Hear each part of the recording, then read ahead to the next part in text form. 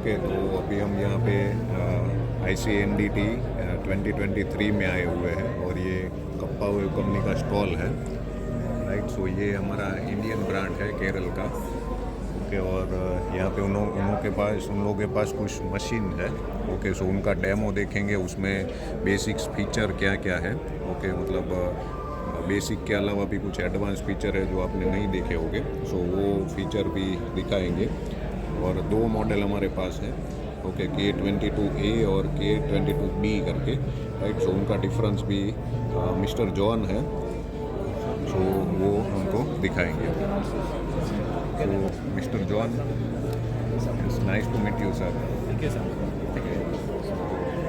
Just tell our viewers that which kind of features in your machine, please. First of all, thank you for this. Actually, it's a fully developed Indian machine. Actually, fully designed and manufactured in India. We are based in Kerala. And we've been selling this since 2014. We are into the market. We've been selling this to a variety of industries all across India. And these are all touchscreen based units actually.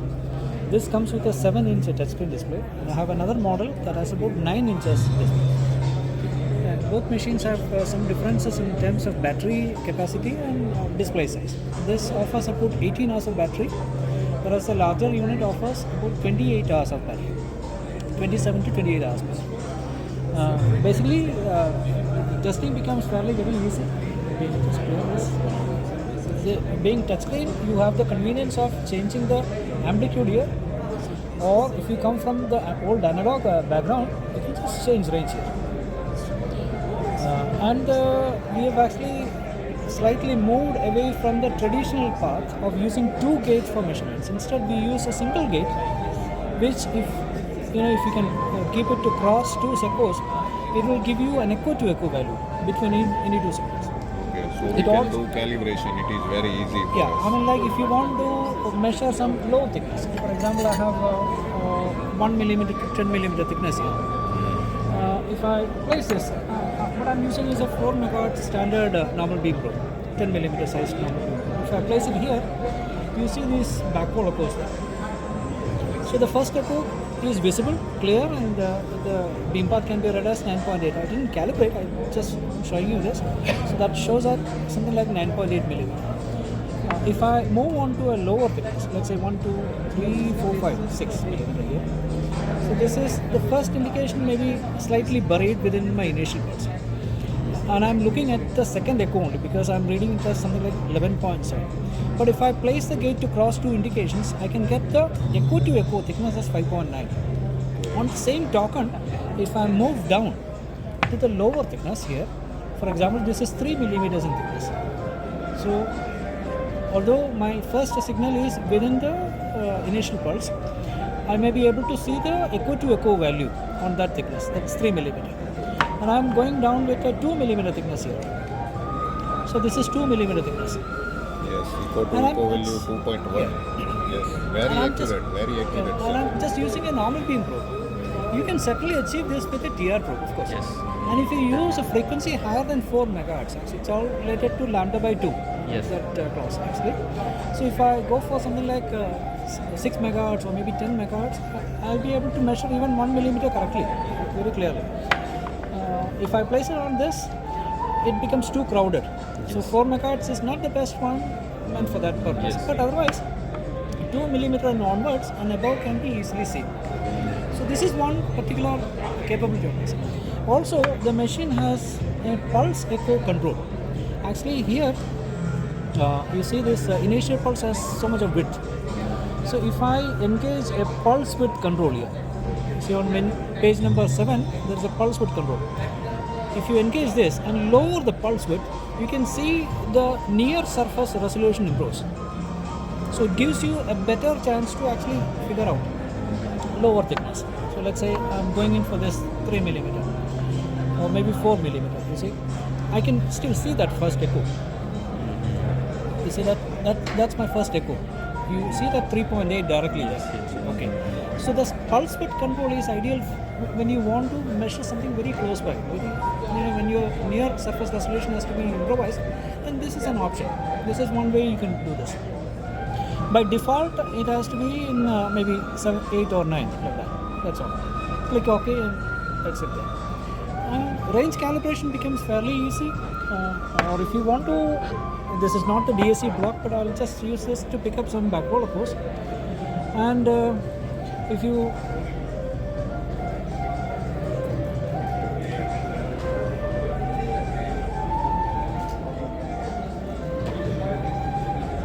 there is a record button here. Actually, if I place the gate on this and click record, the first point is plotted for a DAC. And this is, I'm just using a multiple course to demonstrate this to you, but you may use an actual DAC block as well. If I move the gate to the next one and click record, the second point is plotted. So it will also indicate this. Also this goes into the third one. So it will also tell you how many points it has recorded like that. Yeah. So you can go all the way up to 14 points for a DAC. Be it normal, TR or angle. 14 points can be actually recorded. And this can be saved. And the advantage is actually this is dynamic, which means in older times you add 6 dB to this. What you do is that you note down the actual sensitivity level on a paper and then you add. Yes. And then you subtract that value and come down to the original value to verify your actual test conditions. Yes. Here in this case, don't bother, just drag, add whatever you want to add with. Just drag it or drag down. You can bring it down to any level you require. Okay. So it's a dynamic thing.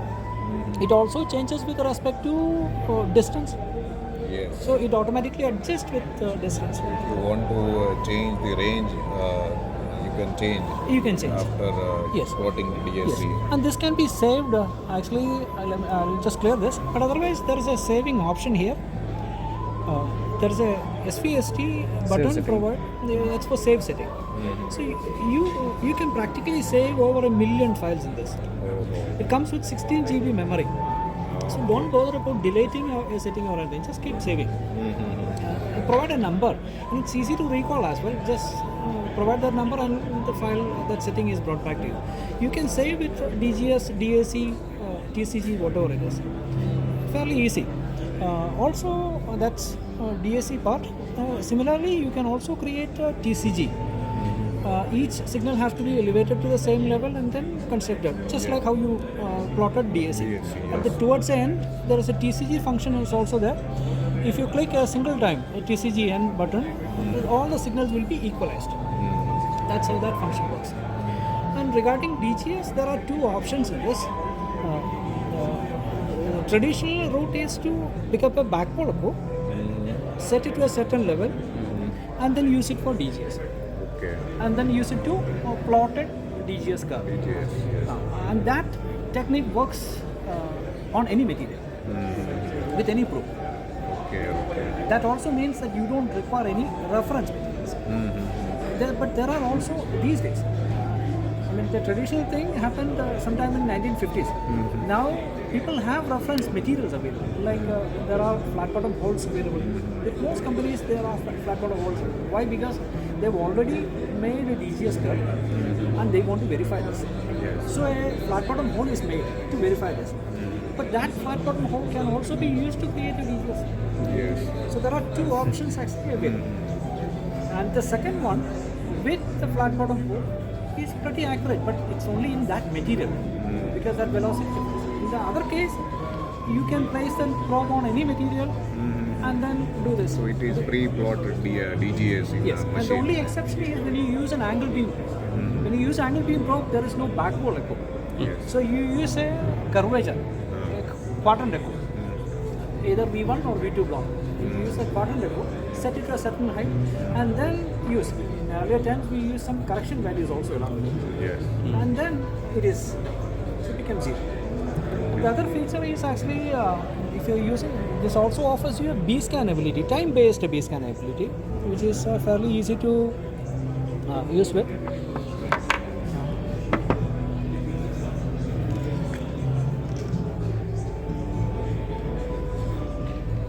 I use this base when I travel. Okay. No issues. Yes. Okay, right now we have this thickness indication. This is actually 50 millimeter actually, that thickness is, cross-section thickness. So what I'll do is I'll just extend this gate.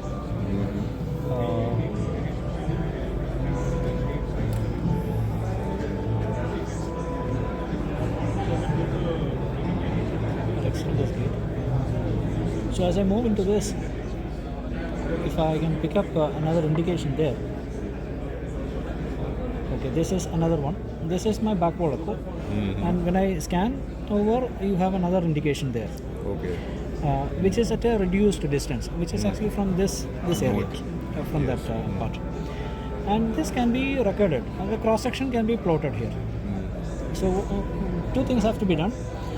In the instrument, the angle has to be set to angle has to be given as 0 because it's a normal probe, and then the thickness has to be given as 50 millimeter. Okay. And then go into a B scan mode. Click on B scan, and it would be recording this. Right now, what you see is the thickness being plotted. Okay. So as I move forward the probe, and when the signal crosses that gate, a reduced distance is actually plotted. It will plot as long as you hold it or till it fills in. So it's a time-based base scan, and since an encoder is not there, you don't have an ability to physically find out exactly how far it is. Okay. It only gives you a guideline. Guideline, yes. That's all. With an encoder, it will be It something will be different. equivalent to what It is you can do with a equivalent time to of flight. PAUT. Yes. It is like a PAUT. And can be easily deleted as well. You can reconstruct also. Double click this and it's gone. Another feature is actually on the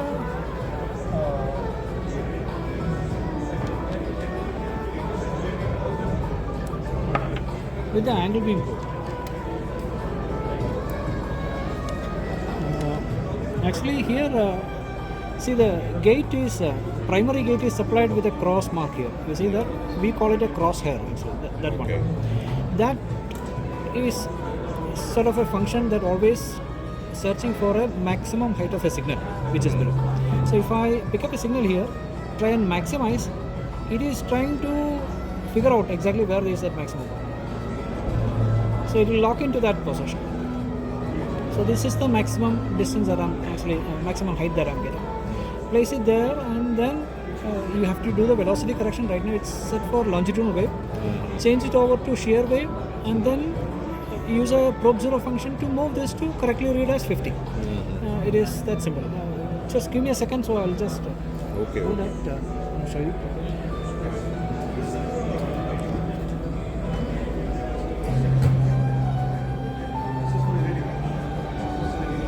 So इसमें देख सकते हैं कि ये machine में काफ़ी सारा features है. इसमें आपका AWS वाला एक मोड भी है, इसमें B स्कैन भी कर सकते हैं, इसमें 2 पॉइंट कैलिब्रेशन का भी फैसिलिटी है. काफ़ी सारा फंक्शन आपको एक ही मशीन में मिल जाएगा. Yes sir. Okay, right now I've just picked up the first indication and set it to about 25 millimeter as the beam path. So basically the range is done. But right now it shows as 149.7, that's the range, because it is not properly set. So all what you need to do is that just click on the range button and change range to whatever thing you want. Let's say that I'm setting it for something like 100 millimeter range. So that will indicate 100 millimeter. This is 50 millimeter. This is 50 millimeter, and this is the first one is actually, this is 25 millimeter. This is 25 millimeter. This is 50 millimeter. So your range of 100 millimeter is actually done. Now the other facility which is there in this, the well testing tool for AWS work is provided.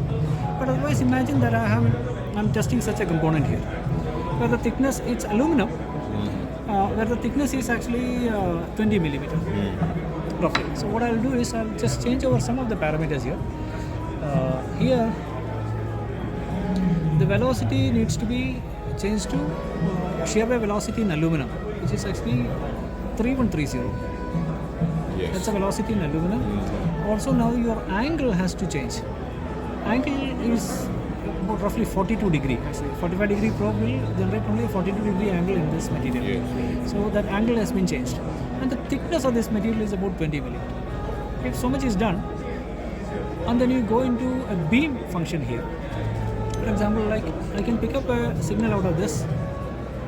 This is one signal that is coming from, I believe it's from the corner, bottom corner. And you may be able to see that grey shading at the back. See? So that grey shading indicates a half beam path. What it means is 0 to the beginning of the grey shading is half beam path. That's the next half beam path. So totally this becomes a full beam path. So this is your signal there.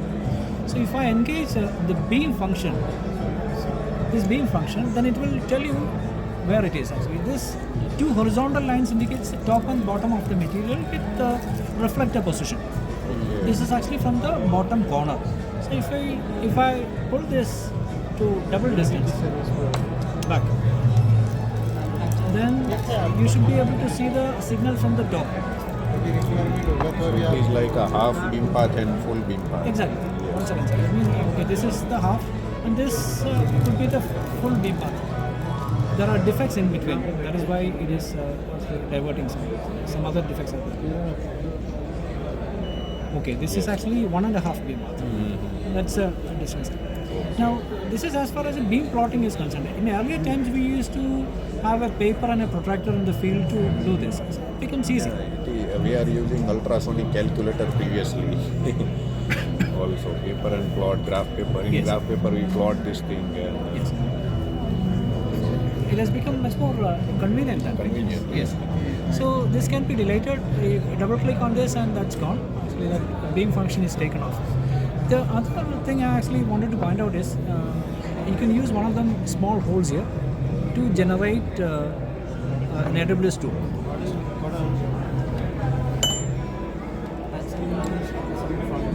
Right now it's calibrated, some 100 millimeter range is calibrated.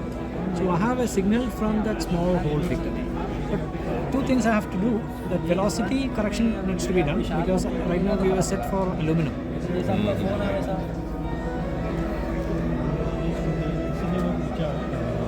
So angle is actually 45 only.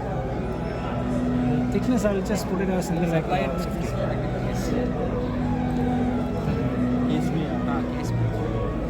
Velocity is actually 3 to 5. 250, yes. So that is done. Okay. So that shows indicates a half beam path within this material. Okay. Now what I'll do is I'll try and pick up the first indication from the hole. You see that's about 13.2. That's the depth it shows. I'll try and maximize this indication. What you do is you maximize and hold it, bring it down to 40% in height. Keep it at 40% height. Let me just hold it.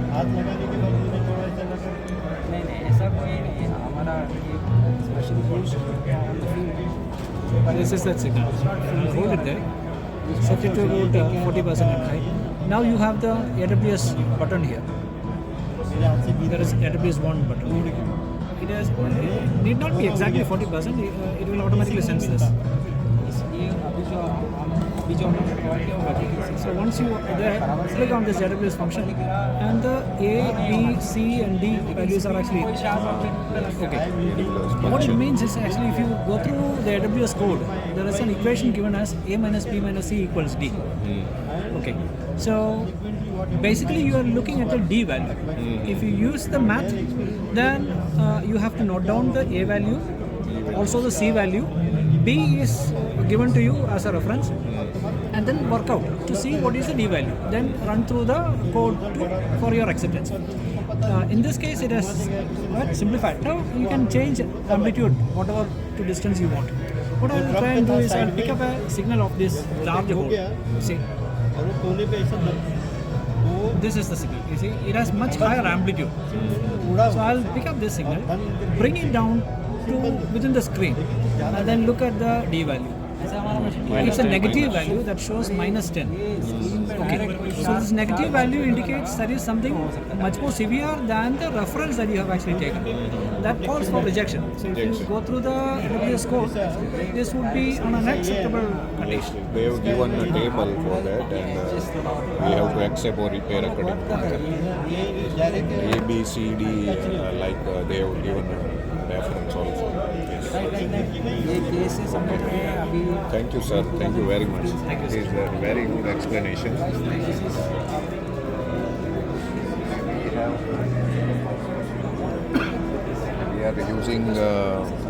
We are using it from around 1.5 years, right? So it is quite a good machine. You can contact to Mr. John. I will provide you his number also, and you can purchase if you have any requirement related to ultrasonic flow detector. Okay, thank you. Thanks a lot, sir. If you need anything else, let me know. We will.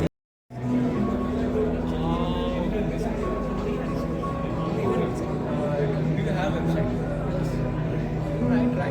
Right. Actually, that's why then I thought.